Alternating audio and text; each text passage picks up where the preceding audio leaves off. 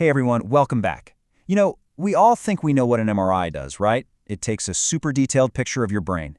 But honestly, that's kind of like saying a satellite just takes a picture of the Earth. The real magic, the truly mind-blowing stuff, happens when we go beyond that static image and start to see the living, working brain in action. So let's dive into how these incredible techniques actually work. So how in the world do we make that leap? How can a machine that's basically just a giant, powerful magnet actually watch water molecules moving around, or track blood flow in real time, or even analyze the chemical signature of a tumor? These aren't just pictures anymore. They're dynamic, living maps of the brain's most critical functions. All right, so in this explainer, we're going to pull back the curtain on 3 amazing physiological MRI techniques, and each one is used to solve a real life-or-death clinical problem. We're going to look at strokes, brain tumors, and that unbelievably complex network of blood vessels inside our heads.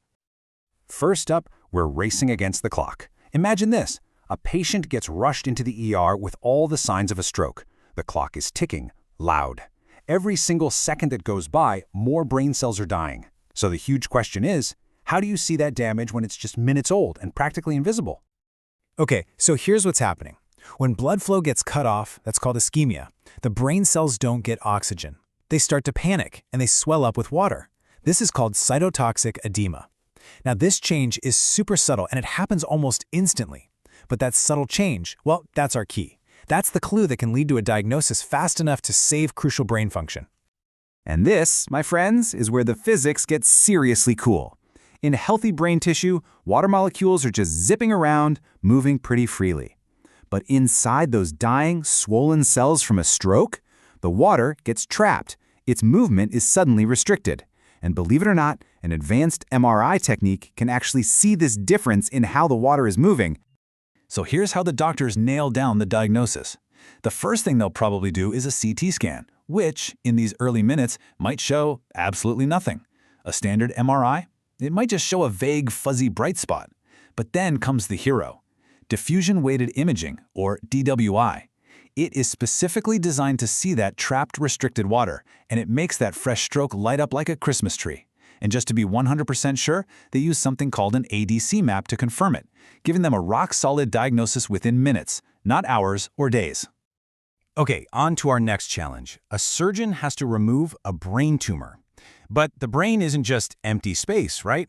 It is crisscrossed by billions of neural pathways, these white matter tracks, that control literally everything we think, feel, and do.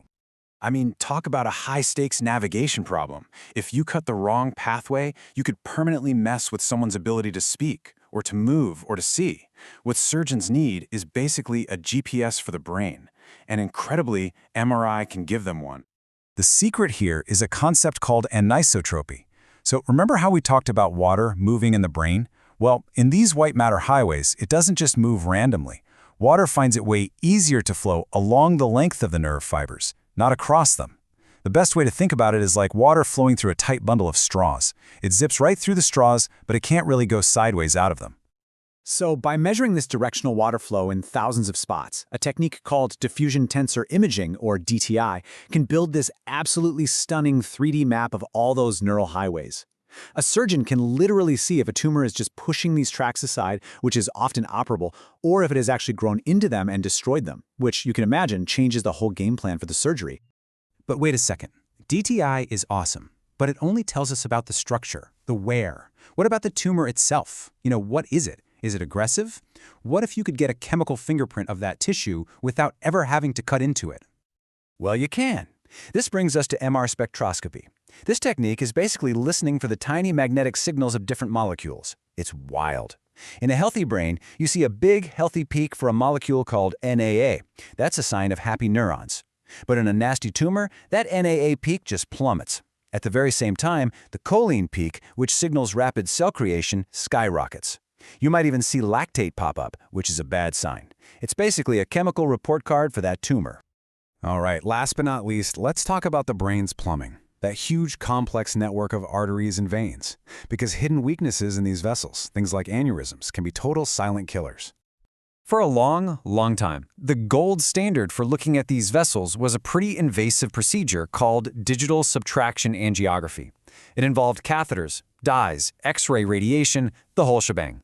But today, we have magnetic resonance angiography, or MRA, which is this powerful, totally non-invasive alternative that just uses magnetic fields. No radiation, no catheters.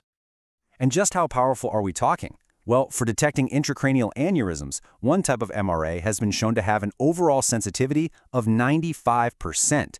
Think about that. That is an incredibly reliable number for a scan that doesn't involve any radiation and can spot a potential ticking time bomb before it goes off. So what this all means is that MRA can generate these beautiful, super detailed 3D maps of every little artery and vein. It lets doctors spot a potentially deadly aneurysm, and it does it all without a single drop of contrast dye or a single bit of ionizing radiation. It's a game changer. So, we've seen MRI diagnose a stroke in minutes, create a GPS for a surgeon, and find a hidden aneurysm. But really, the applications of these amazing techniques are just getting started. We are literally learning to decode the language of the brain itself. I mean, these same basic principles are being used to actually watch the brain activate when we think. That's fMRI. They help doctors tell the difference between a tumor that's growing back and just the leftover effects of radiation. They're being used to hunt for the earliest signs of Alzheimer's, to pinpoint where seizures are starting, and understand the invisible damage from a traumatic brain injury. The list just goes on and on. And look, this isn't just some cool science fair project. This stuff has profound, real-world consequences. Just look at this quote from our source material. The huge decision, to do a complex brain surgery can literally depend on one of these DTI maps, showing whether a critical pathway is just being pushed aside or if it's being destroyed. So you see, an MRI is so much more than a picture. It's like a physicist's toolkit for eavesdropping on the brain's most private conversations, the quiet movement of water, the hum of its metabolism, the rush of its blood flow. And as we get better and better at translating that secret language, the real question is, what incredible secrets about consciousness, about injury, about disease, is the brain just waiting to tell us next?